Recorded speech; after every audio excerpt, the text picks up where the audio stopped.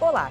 Você vai ver nesta edição do Câmara Rio Notícias. Segurança nas escolas da rede municipal é tema de audiência pública na Câmara Municipal do Rio. A gente queria estar aqui discutindo valorização dos professores, melhorias estruturais, mas temos que discutir sobre a garantia da vida, do direito à vida dos nossos estudantes. Comissão de Urbanismo volta a discutir projeto complementar do Executivo que cria modificações no uso e ocupação do solo. E aí, você é gentil? No Dia Mundial da Gentileza, a nossa reportagem vai às ruas para ouvir a opinião carioca. Muitas pessoas não conseguem ser gentil.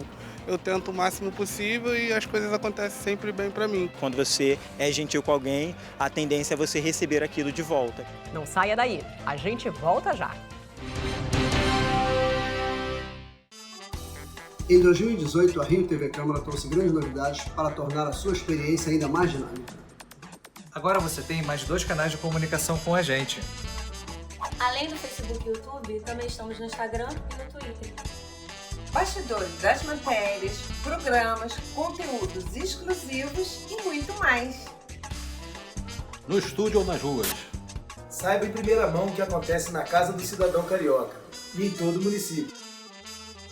Desde o cotidiano da cidade em um jornal diário. Passando pelo plenário da Câmara Municipal. Além de programas sobre o Legislativo e a cidade. E debates com vereadores e especialistas sobre os temas mais relevantes para os cariocas. Uma linguagem dinâmica e informativa. Que colocamos no ar todos os dias. Participe, mande críticas, sugestões e nos ajude a fazer uma programação cada vez melhor.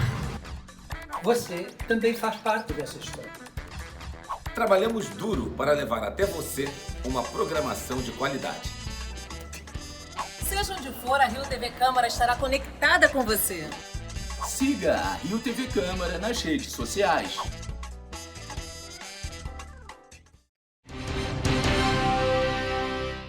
A gente começa esta edição do Câmara Rio Notícias falando sobre segurança nas escolas, incursões policiais durante o horário escolar, o uso de helicópteros em operações próximas às escolas e a suspensão de aulas em consequência de confrontos entre a polícia e criminosos foram algumas das questões discutidas durante a audiência pública na Câmara Municipal.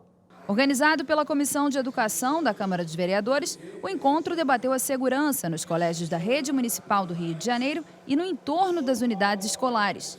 Os estudantes, alguns dos principais interessados no assunto, estiveram presentes no plenário da Casa para acompanhar a audiência pública, que contou com a participação de representantes da Defensoria Pública, da Promotoria de Justiça, da Guarda Municipal, Secretaria de Ordem Pública e da Polícia Militar, que defende que há inteligência nas ações. Essas operações são realizadas mediante um estudo, planejamento, solicitações, e casos emergenciais.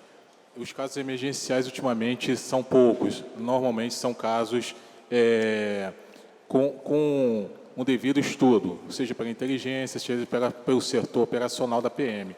A Polícia Militar é dividida em batalhões. Cada batalhão tem o seu setor específico. O que nós estamos fazendo? Os colégios que estão sendo impactados, que têm essas reclamações, eles nos procuram diretamente, onde nós abrimos nossas portas e procuramos entender o que está acontecendo e resolvemos. O tema da segurança pública surgiu recorrentemente em audiências públicas realizadas em campo, em diferentes CREs.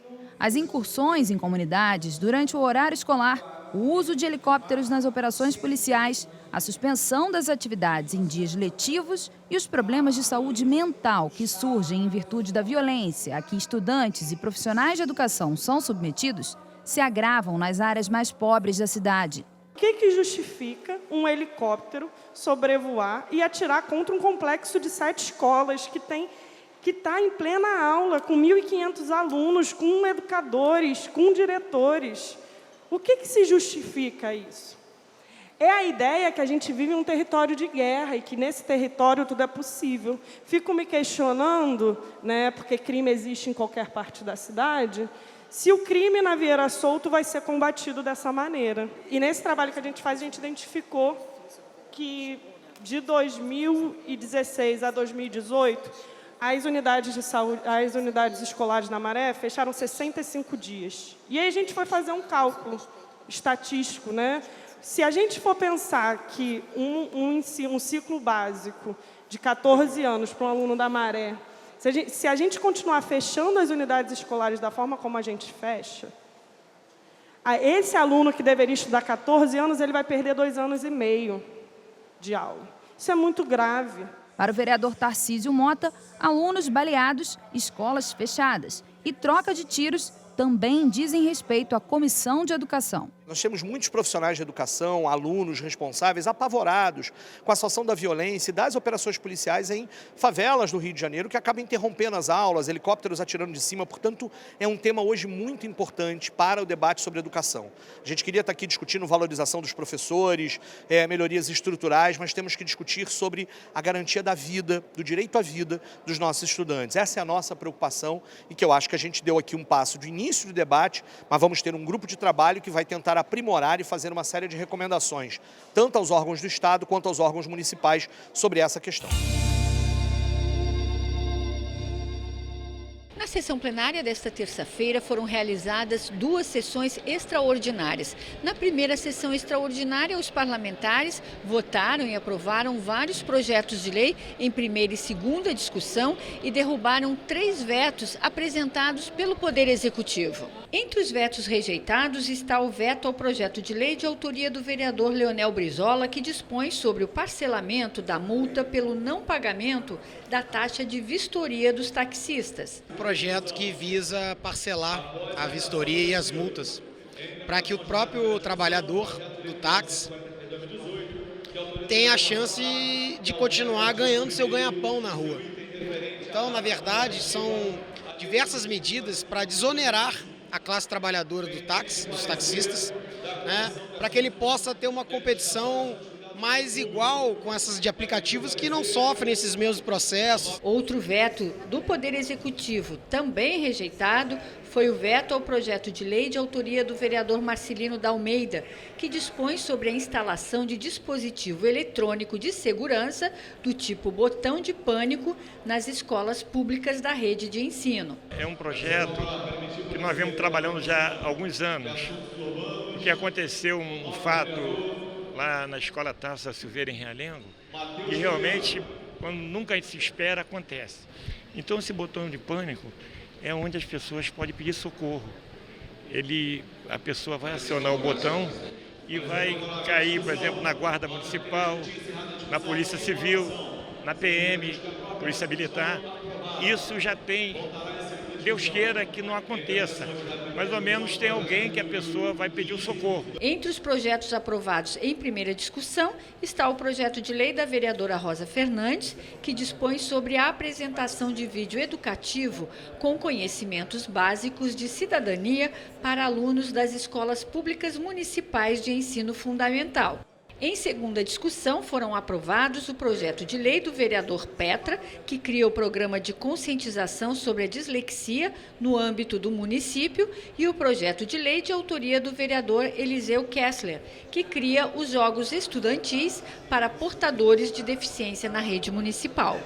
Entre os projetos que estavam na pauta para votação, foi aprovado o projeto de lei de autoria da vereadora Vera Lins, que reconhece como polo gastronômico da cidade Logradouros, no bairro da Penha. Na segunda sessão extraordinária, realizada às 6 horas da tarde, também foram aprovados vários projetos de lei em primeira e segunda discussão. A Comissão de Urbanismo realizou a segunda audiência pública para discutir o projeto de lei complementar do Executivo que prevê alterações no uso e ocupação do solo. A repórter Luciana Cabizieri acompanhou. Técnica da Prefeitura há mais de 30 anos, Maria Lúcia Pinto fez uma apresentação mais detalhada do projeto de lei complementar do Poder Executivo. Os dados apresentados mostram que não será alterado nenhum índice como gabarito, taxa de ocupação e aproveitamento de área. Em lotes inseridos em Zona Especial 1, acima de 2.000 metros quadrados aquele lote, você só pode fazer uma casa com 200 metros quadrados. Tá? Só 200.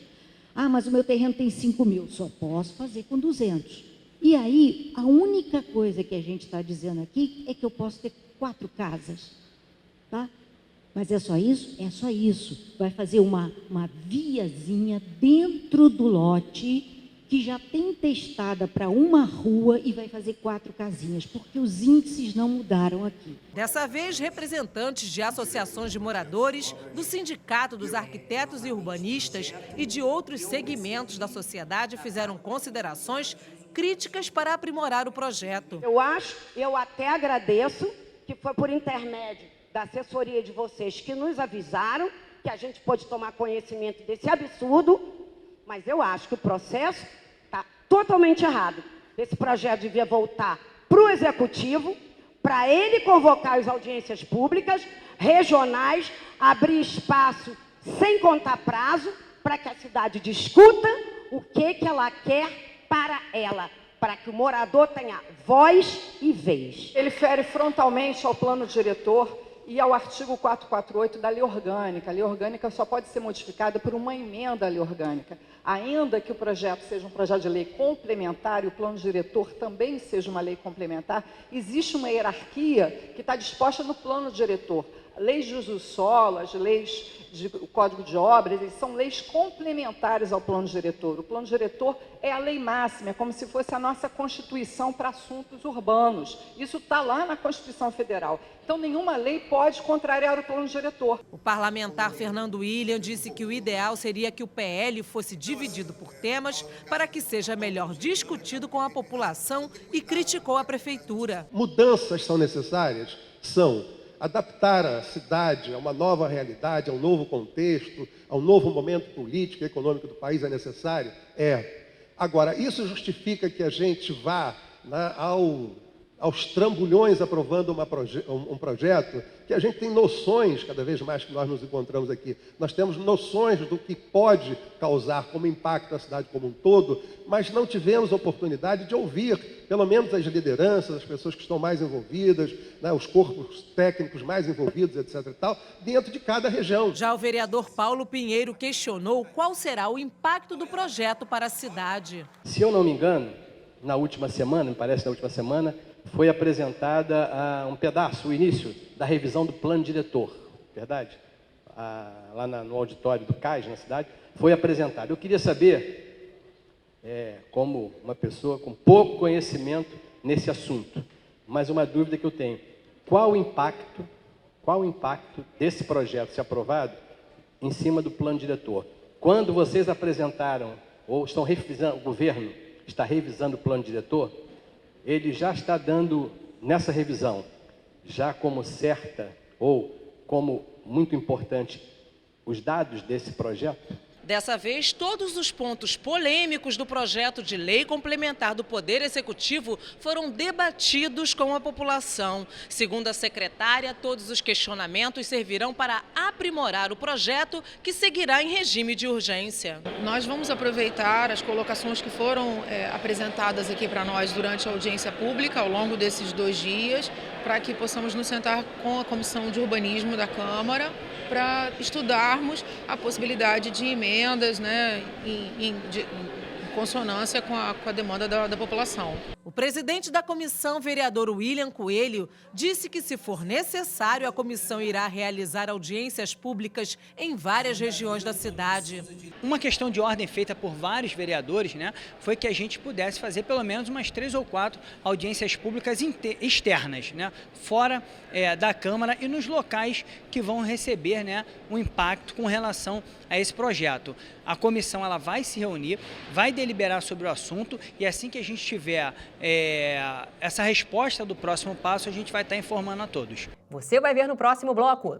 CPI da Câmara Municipal houve advogado de empresa responsável por 9 contratos emergenciais com a Prefeitura. Acompanhe as sessões plenárias da Câmara Municipal do Rio de Janeiro de terça a quinta-feira, de 2 às 6 horas da tarde. Aqui os vereadores usam a tribuna para falar de temas ligados à cidade e também apresentam, discutem e aprovam projetos de lei de interesse da população carioca. Não perca as notícias do Legislativo Municipal aqui na Rio TV Câmara.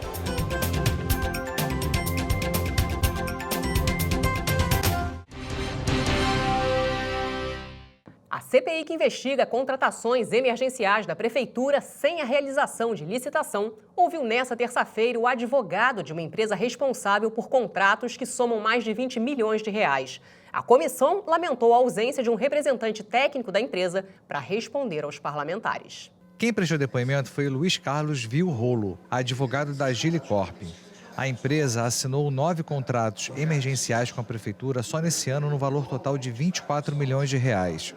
Todos para serviços de limpeza com a Secretaria Municipal de Educação. Uma contratação para disponibilização de muita mão de obra, né, ela não pode ser feita por alguém sem experiência, né? Então, de modo que, geralmente, para cada ramo aí de atuação do poder público, ou seja, existe um determinado grupo de empresas que já prestam serviço de limpeza, outros que já prestam serviço de alimentação. Então, apesar de parecerem poucos convites para 5 empresas, é difícil encontrar 5 empresas de porte suficiente para conseguirem fazer essa contratação imediata, para assumir esse contrato. Por isso é que eu acho que esse convite não é tão amplo, que não adianta convocar uma microempresa, por exemplo, para assumir 800 funcionários do dia para a noite. Ela não tem estrutura para isso. O advogado da Agilicorp não soube responder quantos contratos não emergenciais a empresa tem com a Prefeitura. Mas os parlamentares já sabem, por exemplo, que além da área de educação, também há contratos na área de saúde. A alimentação, por exemplo, tem 12 contratos de alimentação com os hospitais da cidade, os grandes hospitais todos da administração direta. Não é surpresa para ninguém, nem ninguém tem dúvida que todos os dias os pacientes internados e os funcionários têm que comer. Tem uma dieta, faz parte do tratamento dos pacientes essa dieta. Como é que a Secretaria de Saúde não consegue se preparar? Por exemplo, assinou esse contrato agora em dia 22 de maio, contrato geralmente de 6 meses. Agora, em novembro, provavelmente o contrato se encerrou. 4 milhões de reais, não é pouco dinheiro. Por que a Secretaria, por que a Prefeitura, na verdade, não se prepara para uma nova licitação que já sabia que ia acontecer, o emergencial agora? Por que tantos contratos emergenciais? O advogado afirmou que é comum o atraso de pagamento por parte da Prefeitura. Se o atraso for superior a 90 dias, ele pode rescindir unilateralmente o contrato. É a única coisa que a lei permite que a gente faça.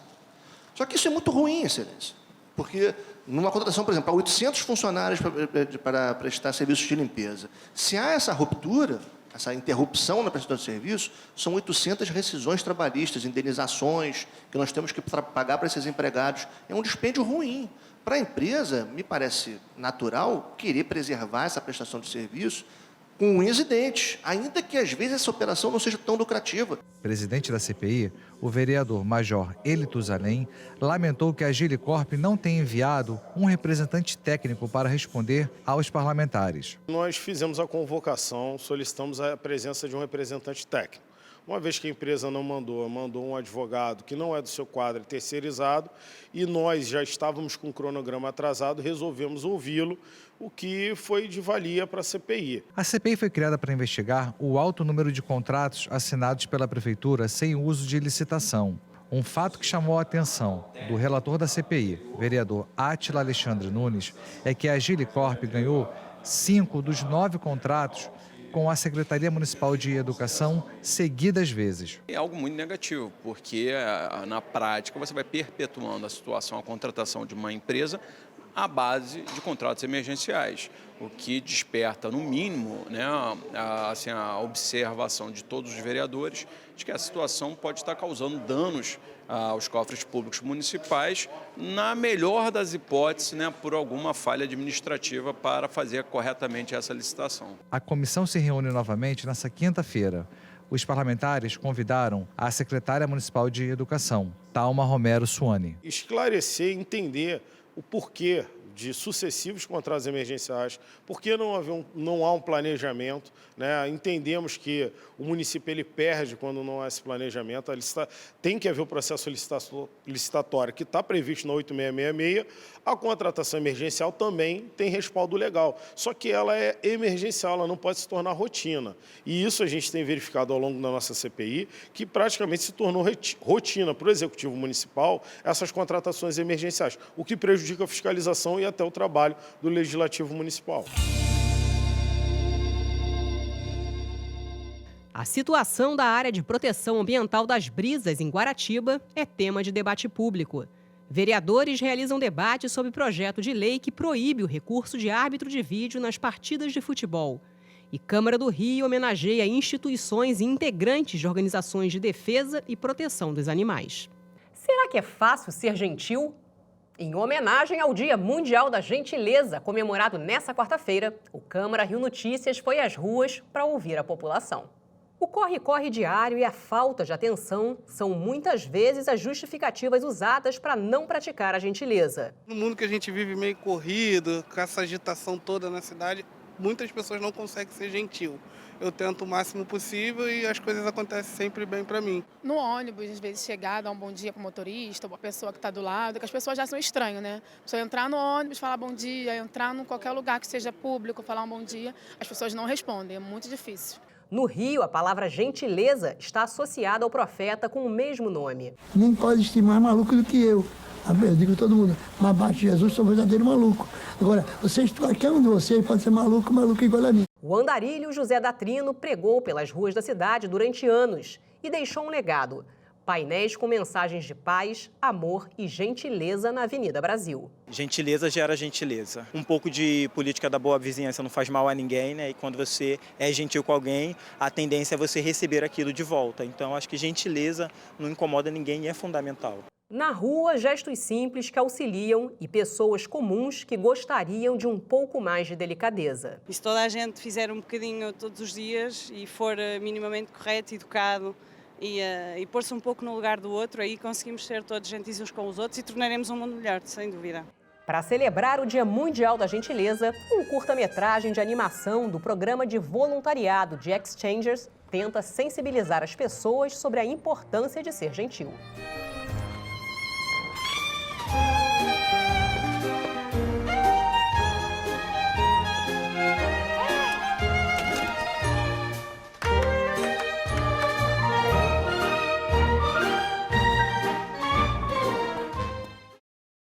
E o Câmara Rio Notícias fica por aqui. Acompanhe nossa programação também nas redes sociais. A Rio TV Câmara está no YouTube, no Facebook, no Instagram e também no Twitter. Obrigada pela companhia. Amanhã a gente se vê.